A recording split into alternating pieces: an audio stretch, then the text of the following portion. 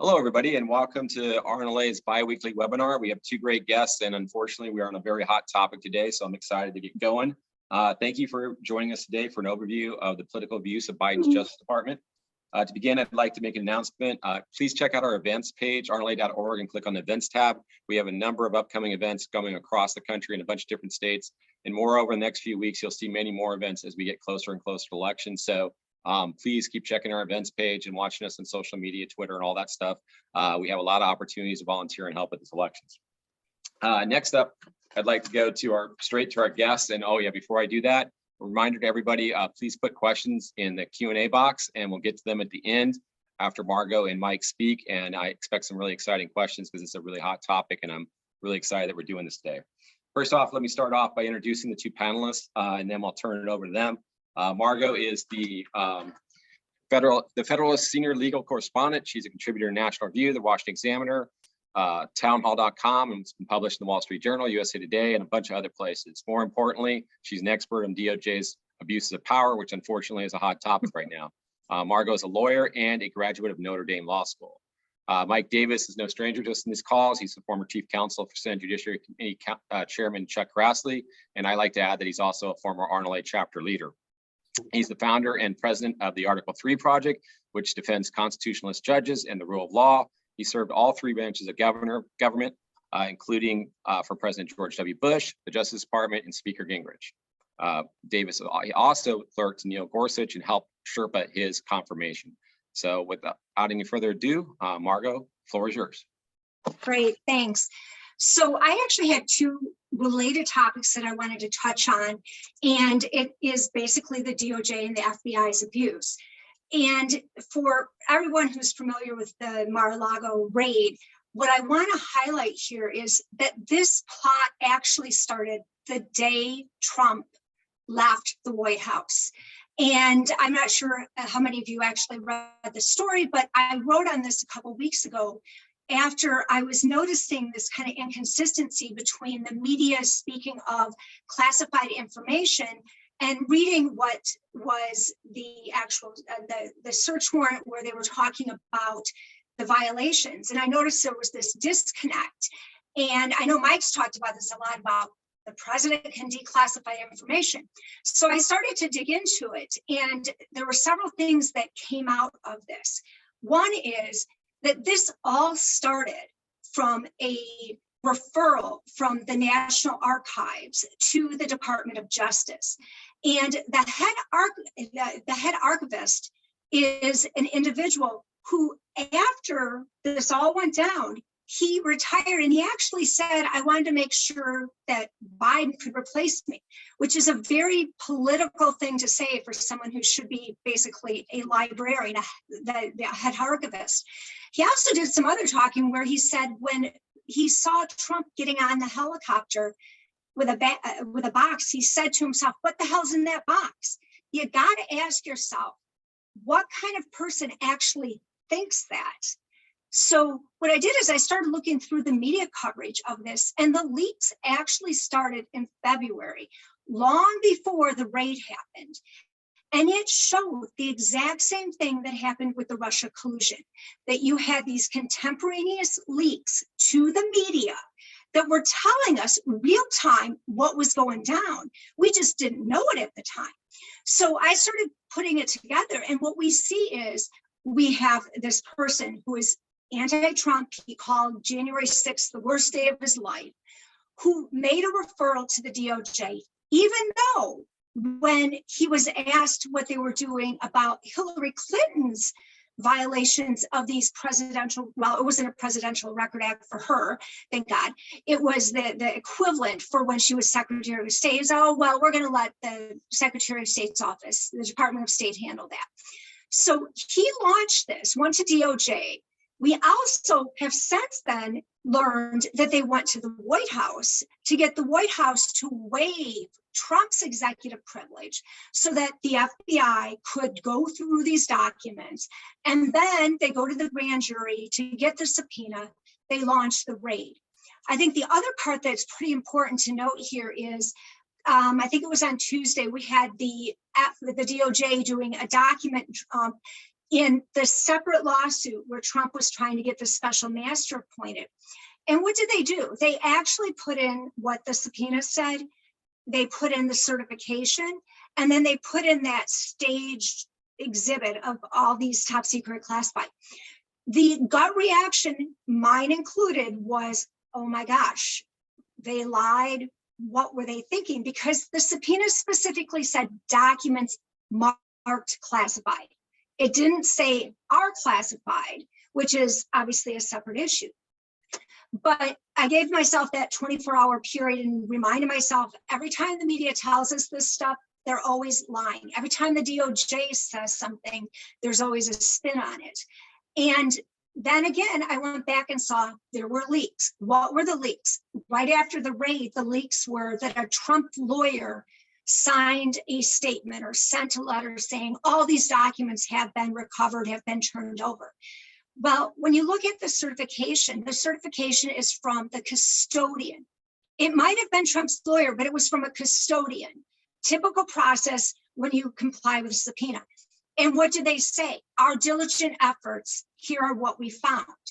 It didn't say we've turned everything over. It's we searched and turned over what we found from a diligent search, which is a completely different story.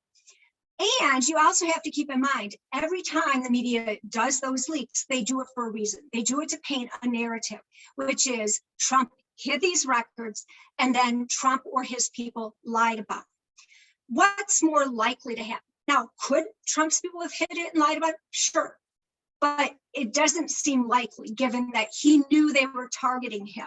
We have a letter from his lawyer to DOJ saying, look, he didn't commit any crimes. He has the right to declassify, and the mishandling of classification statute doesn't apply to them. So they knew what was going on. Much more likely, those documents were somewhere and they didn't find them. And if you look at what's been coming out today with what was seized, that makes perfect sense. And before you say, well, that wasn't a good search, or I should say the media starts pushing that, remember, the FBI had scores of agents doing a search for documents and seizing them. And what did they inadvertently seize? Trump's passports. So we have all of these documents which were packed up by staff. Trump isn't the one who put newspaper articles in between all these other documents. It was the GSA that packed them up and sent them there. And you also have the search warrant affidavit that said when they recovered the documents, they were not foldered, they didn't have the markings on them, or that they were commingled with all these other things. So this big kind of gotcha that the media has been doing this week with the assist from the DOJ is again what we saw with the Russia collusion hoax. And what I want to do here is I'm just going to kind of tie this part in a knot and say, all of this is leading back to the exact same scenario we saw with Russia collusion. We get leaks, we get partial truths, and we don't yet have everything that happened. But what we do know is this was a fight over presidential records. They used those three statutes, the Espionage Act, the one related to possession of government documents, which doesn't apply because they would have been copies of documents, and the obstruction, in order to come up with a way to target Trump.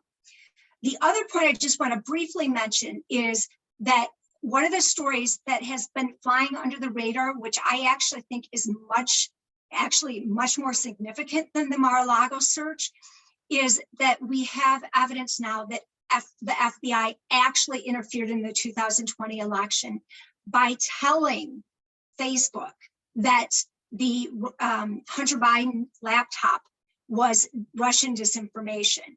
And they did it to get them to censor the story. So that really does tie in with this whole corruption issue and the interference with the election. So I probably could talk for an hour, but I will hand the baton over to Mike and let him continue on and elaborate where I missed or correct where I maybe went down the wrong road. I don't think you went down the wrong road. I think there's a lot of roads to go down, but Mike, you're going to go down one specific road. So take it away, Mike. Margot is fantastic. She has the ability to put these puzzle pieces together and solve these scandals. So it's very good that she does this. I'm going to step back and just do what I've been doing for the last month and doing the very high level legal on this, which is this. It is the President of the United States as Commander in Chief has the absolute constitutional power to declassify anything he wants in any manner he wants for any reason he wants. He doesn't have to label it, and he doesn't have to report it to anyone, including bureaucrats and librarians at the National Archives who work for him. And that is confirmed by a 1988 Supreme Court case, Department of the Navy versus Egan. And the espionage applies to everyone else on the planet. SEPA, all other laws and regulations dealing with dealing with how you handle classified materials applies to everyone else on the planet except for the President of the United States or someone designated by the President of the United States. So yes, presidents can actually wave a magic wand and declassify anything they want. So I'll give you an example. In March 2012, President Obama was meeting with the puppet president of Russia, our enemy, and President Obama got caught on a hot mic telling this puppet president to tell Vladimir that Obama would have more negotiating room after the election 8 months later, the November 2012 election, to deal with Russia on the nuclear missile defense issue. Well, nuclear secrets, something that they claimed that Trump had in Mar-a-Lago, which was BS. But that what Obama relayed to our enemy is the most classified information you can possibly imagine. It is the president's thought process and strategic thinking on something as consequential as America's nuclear missile defense with Russia, and that's not an Espionage Act violation because President Obama was the president of the United States at the time, and as commander-in-chief, he could have done that. He is the declassifier. So if anyone else did that without the president's authorization, they would be in prison for espionage, maybe even treason. Who knows? But that Espionage Act does not apply to the president of the United States as it relates to the handling of classified materials. Period. Full stop. And when President Trump was president, he didn't just wave a magic wand. If you look at he declassified a broad swath of materials related to Russian collusion and other matters. And he did this publicly. He said it publicly. He also had a declassification memo on January 19th, 2021, the day before he left office, that declassified Russian collusion crossfire hurricane records, right? So, and then also the very act of the president taking the materials with him to Mar-a-Lago declassifies them. That you can declassify through your actions, right? And so the Espionage Act it's legally impossible. And there is a reason. Actually, we'll get to that next. So that's point number one. These were declassified records. Point number two is under the Presidential Records Act, the Congress contemplates that presidents keep classified materials in the office of former president. The Presidential Records Act makes no distinction between classified and unclassified material, and Congress gives former presidents federally funded staff. The former president and the staff have security clearances. They get secure office space or SCIFs. They have Secret Service protection. So they have Secret Service protection to guard the papers and the persons inside the office of former president. These were papers. There's no evidence or allegation that someone broke in and got these records or they got into the wrong hands. Unlike Hillary Clinton's illegal home server as Secretary of State, she wasn't president. She's never going to be president. The Espionage Act applies to her. The Presidential Records Act does not. She had this illegal home server. It was hacked by foreign governments. They had access to our most highly classified secrets in our government. She was the Secretary of State. There was no home raid. She wasn't charged with espionage. She wasn't charged with violation of government property for stolen, misuse, theft of government property. She wasn't charged with obstruction when she destroyed the server and destroyed the phones. I mean, clear obstruction. She did that in the face of investigations, no obstruction, right? And so, there's that. Also with the Presidential Records Act, there is a 2012 decision from an Obama-appointed judge in Tom Fenton and Judicial Watch's lawsuit versus Bill Clinton related to 8 years of President Clinton's presidency, audio tapes of 8 years of President Clinton's presidency that he had in his sock drawer. This was John Solomon at Just the News who broke this story during this over the last month. Remember, it's the president's sole determination, according to this 2012 decision, to determine whether something is a presidential record that belongs to the archives and then almost certainly gets sent back to the former president's library, or a personal record that belongs to the president. Remember, before the 1978 Presidential Records Act, all presidential papers were personal property of the president. Congress changed this in 1978 for whoever won in 1980 going forward because of the Nixon scandals. But the presumption, before that time, these were personal records. After the Presidential Records Act, it's the president's sole determination. So these are declassified records that Trump had. He had the absolute constitutional power to declassify. So the Espionage Act does not apply. We also have the Presidential Records Act, where it contemplates he has classified records, even if he didn't declassify them. And then also he made these personal. So we had a declassified copy and he made that copy personal. He didn't have the original records on almost all of this because the original material comes from the intel agency that sent the classified material. It's not like President Trump took the only classified record we had on Crossfire Hurricane to Mar-a-Lago, or the nuclear launch codes to Mar-a-Lago, and they didn't have them. They had copies, right? So there goes any issue related to government property. It's the Presidential Records Act that controls former president's papers, not these other statutes that apply to everyone else. There's a specific statute dealing with these records for Presidential Records Act. So the point number 3 is okay, if it's a non-crime for the president, if it's legally impossible for the president to violate the Espionage Act, and it's legally impossible for the president to have violated these statutes related to government property, how is it legally possible to obstruct investigations into these non-crimes? Because the government did not have the right to open up a grand jury investigation on this matter in the first place, because these are non-crimes. And there's an OLC opinion that Bill Barr got during the Russian collusion Mueller probe that hits these points. There are very, very few cases in our history where you can charge someone with obstruction when the federal government is investigating non-crimes. And I don't even know if the current judiciary would even uphold those theories.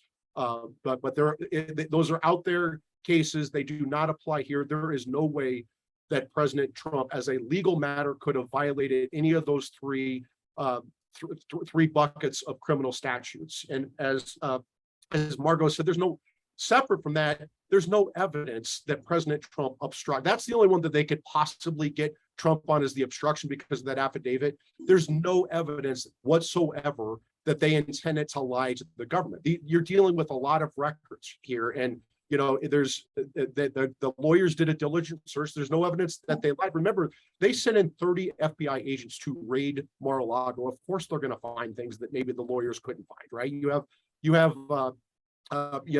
They came down with a brigade of FBI agents. And so those are the legal points, that it's not legally possible for Trump to have violated these statutes. And let's look at what they did here. What they should have done.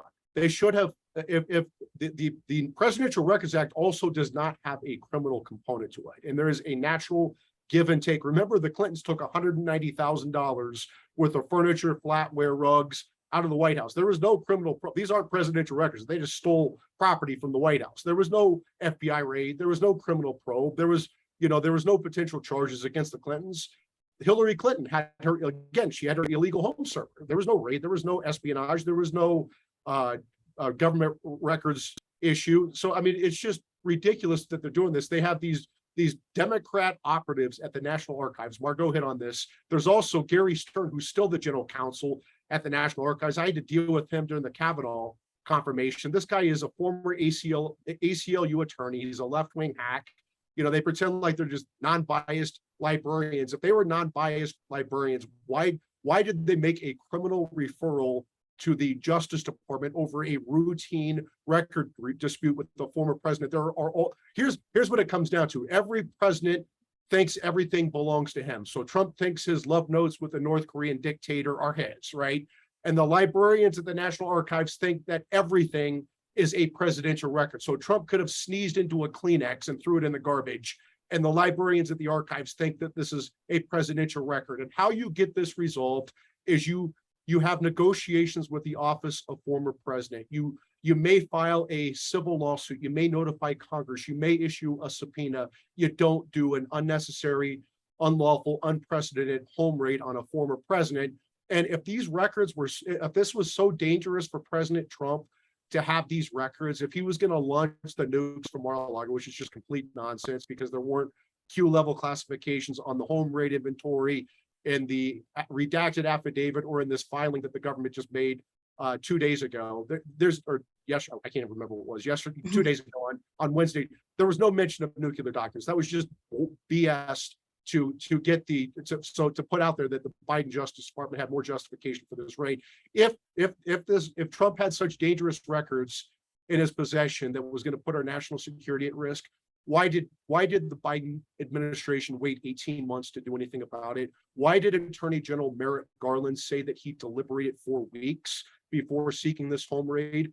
Why during that period when he was deliberating for weeks did he not walk down the hallway at the Justice Department to the Office of Legal Counsel or OLC and get a legal opinion on the legal ramifications of this unprecedented and unnecessary home raid on a former president? Maybe it's because Attorney General Merrick Garland knows that OLC would have almost certainly told him about this Egan decision and this 2012 decision, and there's no lawful justification whatsoever for this home raid.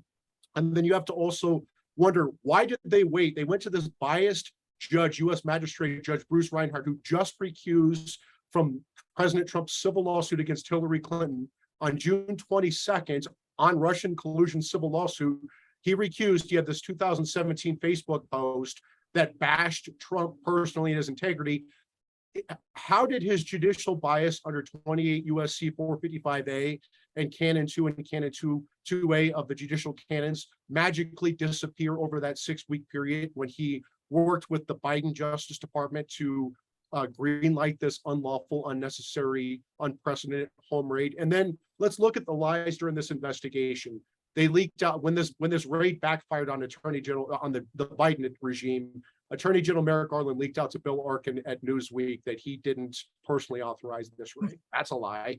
They also leaked out that Trump had the nuclear documents. We talked about this. If Trump was going to launch the nukes from Mar-a-Lago and take out Hillary or take out Hunter Biden or something, it was just ridiculous. If Trump had the nuclear, let's just play this out. So Trump had the nuclear codes. He stole them from the nuclear football. They didn't notice in the Biden administration that they were missing for 18 months. And then oh, darn, we didn't have codes. We didn't replace the codes for Biden. And then Trump was going to dupe the Biden Secretary of Defense into verifying Trump's launch from Mar-a-Lago, because, that's what Trump was going to do. It almost certainly, they're saying it's nuclear documents because Trump had some love letter with the North Korean dictator over nuclear negotiations. So they're trying to make it sound like this was a lot worse than it was. So this is ridiculous. They went to this biased judge. This judge, just look at the face. Let's look at the constitutional issues, and I'll wrap this up. Let's look at the face of the warrant. It is a general warrant. It is an illegal general warrant. They sought 8 years of presidential records. That is a general warrant. There's no criminal component to the Presidential Records Act. There's no reason they should have went to a grand jury subpoena or sought a warrant over the Presidential Records Act when there's not a criminal component to it, and the former president has a right to have these records at Mar-a-Lago, as we discussed, right? And then they also did this raid. It was not the least intrusive means, as we talked about. They could have negotiated. Trump was negotiating. He gave them back records. He put a lock in the door. At the end of the day, this is why this happened. This is all a smoke and mirrors political charade. This is why they did this. And this was, again, leaked in a subsequent article to Newsweek by the Biden Justice Department. This same Bill Arkin, stupidly, they leaked this. This is about the declassified personal copy of the Russian collusion documents that President Trump took to Mar-a-Lago. He declassified them on January 19th, the day before he left office. He took his personal copy, which he has every right to do per that 2012 Clinton sock drawer decision. And that is what the Biden regime needed back, because those records are so damning on Obama, Biden, Hillary, Susan Rice, Clapper, Brennan. I don't think The you're wound up FBI enough in this, Mike. I don't think you're Yeah. into this enough. I think you're too calm. So Yeah. now let me jump to a couple of questions because we got a lot here. And I want to start out with a legal one that I think is interesting. Every obstruction of justice statute requires corrupt intent. Any indication or information about the government's theory is on this element of the alleged offense? I mean, what's the corrupt intent here? I think that their assumption is that the documents were hidden and not turned over. And again, if that was the case, I think the corrupt intent would be to not comply with a subpoena. My looking at this without more information, I still look at it as there's no way they're going to even show that they intentionally did not turn them over, as opposed to that they were inadvertently missed during the search of these hundreds of thousands of documents that were stored commingled with each other.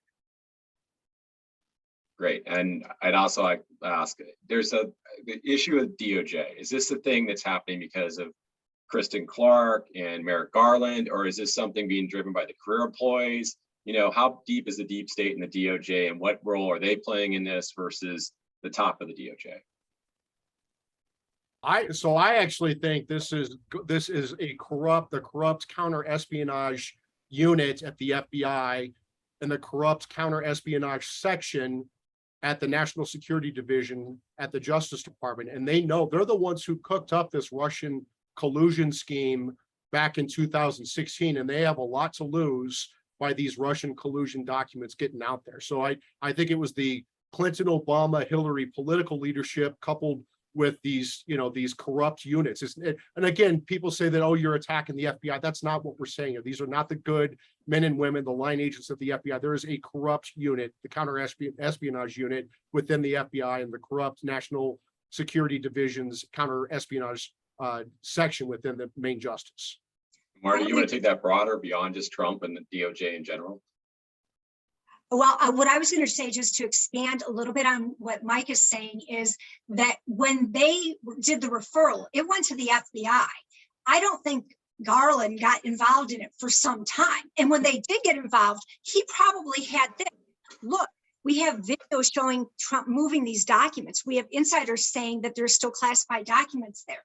And from his perspective, not having been involved, not seeing this case develop, that he might have thought, oh gosh, this is going on. Just like they painted it as Trump was actually in Putin's back pocket. So I actually think it was initiated, as Mike said, by kind of this corrupt group. I also think the DC, the headquarters, is the problem.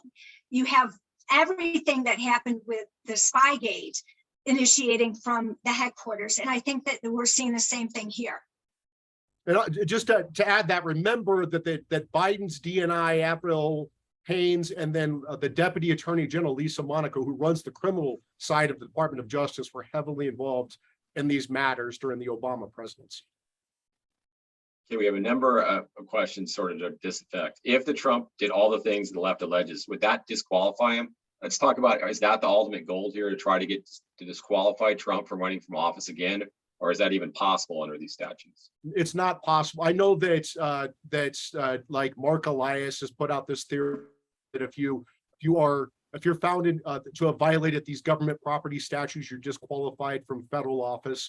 That clearly does not apply to the president of the United States. The Constitution spells out how we elect the president, and if they think that you can change the Constitution through these government record statutes, that's just unconstitutional and silly on its face.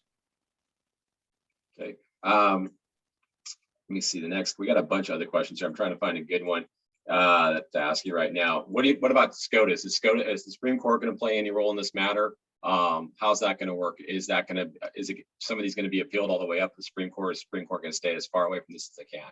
It depends on if we get an indictment, because if an indictment comes, I could see a challenge and on the various statutes as whether they apply, specifically the second one about the government property, because the lower courts are actually split on whether a copy of it counts. I think the better view is having a copy doesn't qualify as a violation. So you could get something in there where it tees up an issue to the Supreme Court. because they specifically went for statutes that don't deal with classified information, the whole declassification, I think, is really important for the public talking point. But once they get into court, that kind of falls to the wayside because it doesn't need to be classified for a violation of these. Let me jump in. I would say there's only been one case that I'm aware of where they have successfully convicted someone of having non-classified national defense materials. And that case was a plea agreement that was not litigated in court, from what I understand. Correct me if I'm wrong, Margot. I just don't know if that's right, that you can charge someone for having non-classified materials. As for the government property, Margot makes a very good point about copies versus originals. I would even argue that the Presidential Records Act preempts all of this because there's a specific statute that deals with presidential property, former presidents having government property separate and apart from everything else. If this is charged with a crime, I think it's absolutely going to go to the Supreme Court. You're going to have some uniparty judge at the DC District Court, not siding the right way on these legal issues. The Obama, it's an Obama-controlled DC circuit's going to have to get resolved by the Supreme Court. I actually think you might get someone like a Justice Kagan coming on board with a lot of these, with some of these legal issues, because this is so much bigger than Trump.